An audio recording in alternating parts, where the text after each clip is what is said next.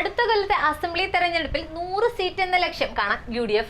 വെള്ളിയാഴ്ച AICC യോഗത്തിൽ നടന്ന പ്രാഥമിക ചർച്ചയിലാണ് ഇത്തരമൊരു നീക്കം പ്രതിപക്ഷ നേതാവ് PD സതീശൻ അനാവരണം ചെയ്തത്. സംസ്ഥാനത്ത് എത്ര സീറ്റ് ലഭിക്കാൻ സാധ്യതയുണ്ട് എന്ന രാഹുൽ ഗാന്ധിയുടെ ചോദ്യത്തിനാണ് സതീശൻ കേരളത്തിലെ UDF ഇട്ടിരിക്കുന്ന പദ്ധതിയെക്കുറിച്ച് വിവരിച്ചത്. രാഹുൽ ഗാന്ധിയുടെ മറ്റൊരു ചോദ്യത്തിന് മറുപടിയായി മുഖ്യമന്ത്രിയാകാൻ താനില്ലെന്നും കാരണം ചോദിച്ചപ്പോൾ മുഖ്യമന്ത്രിയാകാൻ യോഗ്യരായ പലരും ഈ യോഗത്തിൽ തന്നെ ഇരിപ്പുണ്ടെന്നുമായിരുന്നു അദ്ദേഹത്തിന്റെ മറുപടി. കോൺഗ്രസിന് ഒറ്റയ്ക്ക് എത്ര സീറ്റ് കിട്ടുമെന്നും രാഹുൽ ഗാന്ധി ചോദിച്ചപ്പോൾ പരമാവധി 65 എന്ന് സതീശൻ പറഞ്ഞു. 90-ലധികം സീറ്റുകളിലാണ് കോൺഗ്രസ് മത്സരിക്കുന്നത്. 21 സീറ്റുകൾ ഇപ്പോൾ തന്നെ കോൺഗ്രസിനുണ്ടെന്നും അദ്ദേഹം പറഞ്ഞു. സിറ്റിംഗ് സീറ്റുകൾക്കൊപ്പം അധികമായി 44 സീറ്റ് വരെ നേടാനാകുമെന്നും സതീശൻ കണക്കുകൾ നിരത്തി.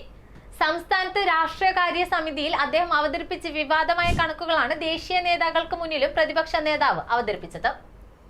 VD സതീശൻ അന്ന് പ്ലാൻ 63 അവതരിപ്പിക്കുന്ന വേദിയിൽ തുടങ്ങിയപ്പോഴേ ഇങ്ങനെ ഒരു കണക്ക് എവിടെന്ന് വന്നോ എന്ന വിവാദങ്ങൾ ഉയർന്നതോടെ അദ്ദേഹം അതിൽ നിന്ന് പിന്മാറുകയായിരുന്നു. എന്നാൽ VD സതീശൻ ഉദ്ദേശിച്ചത് 2001-ൽ ആന്റണി സർക്കാരിന്റെ കാലത്ത് UDF 101 സീറ്റ് പിടിക്കുകയും കോൺഗ്രസ് ഒറ്റയ്ക്ക് 62 സീറ്റ് നേടുകയും ചെയ്തു. ഇത് ആവർത്തിക്കാനുള്ള ലക്ഷ്യമായിരുന്നു VD സതീശൻ അവതരിപ്പിക്കാൻ ഉദ്ദേശിച്ചത്. പക്ഷേ ഇത് എന്തിന്റെ അടിസ്ഥാനത്തിലാണ് എന്ന ചോദ്യവും ഏതെങ്കിലും സർവേയുടെ ഭാഗമാണോ എന്ന സംശയവും ഉയർന്നപ്പോൾ തന്റെ പദ്ധതി പൂർത്തിയാക്കാതെ VD സതീശൻ അതിൽ നിന്ന് മാറി നിൽക്കുകയായിരുന്നു. ഇതിനെ മാധ്യമങ്ങൾ വ്യാഖ്യാനിച്ചതുപോലെ ഒരു സർവേയുടെ ഫലമല്ല എന്നതായിരുന്നു ഏറ്റവും വലിയ സത്യം. അന്ന് നേടിയ 62 സീറ്റിലേക്ക് ചുരുങ്ങിയ പക്ഷം ഒരു സീറ്റെങ്കിലും കൂടുതൽ നേടി 63 ആക്കുക എന്നതായിരുന്നു VD സതീശന്റെ പ്ലാൻ 63. A, B, C എന്നീ 3 ക്ലാസുകളായി നിയമസഭാ മണ്ഡലങ്ങളെ തിരിച്ചാണ് പ്രവർത്തിക്കാൻ ഉദ്ദേശിക്കുന്നതെന്നും സതീശൻ വെള്ളിയാഴ്ചത്തെ യോഗത്തിൽ പറഞ്ഞു. C ക്ലാസിനെ B ആക്കാനും B യെ A ആക്കാനും പരമാവധി ശ്രമിക്കുമെന്നും അദ്ദേഹം കൂട്ടിച്ചേർത്തു. എന്നാൽ അങ്ങനെ തരംതിരിവ് വേണ്ടെന്നും എല്ലാ മണ്ഡലങ്ങളിലും വിജയമെന്ന ഒറ്റ ലക്ഷ്യത്തോടെ പ്രവർത്തിക്കണമെന്നുമായിരുന്നു രാഹുൽ ഗാന്ധിയുടെ നിർദ്ദേശം.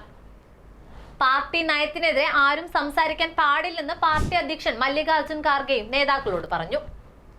പാർലമെന്റിനകത്തും പുറത്തും മോദിയുടെ ഫാസിസത്തിനെതിരെ പോരാടണം. നരേന്ദ്രമോദിയെയും പിണറായി വിജയനെയും പുകഴ്ത്തുന്നത് ആരായാലും ചെയ്യാൻ പാടില്ലാത്തതാണെന്നും ശശി തരൂരിന്റെ പേര് പരാമർശിക്കാതെ തന്നെ ഖാർഗെ പറഞ്ഞു.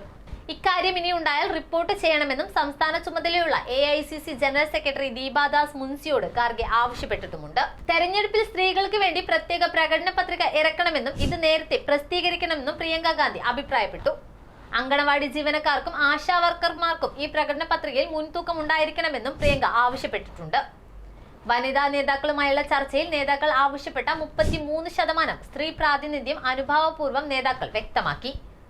ഇലക്ഷന് നേരത്തെ തന്നെ സ്ഥാനാർത്ഥി നിർണയം നടത്തി ഒറ്റക്കെട്ടായി തങ്ങളുടെ എതിരാളികളെ നേരിടാനാണ് കോൺഗ്രസ് ഇപ്പോൾ ഉദ്ദേശിക്കുന്നത്. വനിതകൾക്കും യുവാക്കൾക്കും തക്കതായ പ്രാതിനിധ്യം നൽകിയായിരുന്നു സ്ഥാനാർത്ഥി പട്ടികയിൽ KPCC അന്തിമ രൂപം നൽകുന്നത്. ഇത് പക്ഷേ ഈ വർഷം അവസാനത്തോടു കൂടി നടക്കുന്ന തദ്ദേശീയ സ്വയംഭരണ സ്ഥാപനങ്ങളിലേക്ക് നടക്കുന്ന തെരഞ്ഞെടുപ്പിന് ശേഷമേ തീരുമാനമാകൂ. കൂടുതൽ വാർത്തകൾക്കും വിശേഷങ്ങൾക്കും ഞങ്ങളുടെ channel like, share and subscribe ചെയ്യുക. കൂടാതെ സബ്സ്ക്രൈബ് ബട്ടണിലെ ബെൽ ഐക്കൺ ഇനേബിൾ ചെയ്യാനും മറക്കരുത്.